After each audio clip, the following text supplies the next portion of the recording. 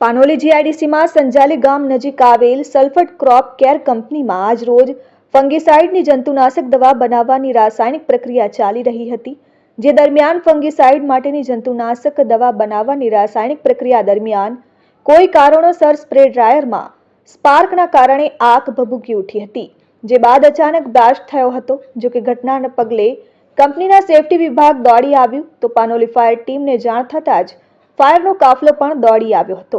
ઘટનામાં ગણતરીના જ સમયમાં આગ પર કાબુ મેળવાયો હતો। જો કે કોઈ જાનહાનિ સર્જાઈ ન હતી।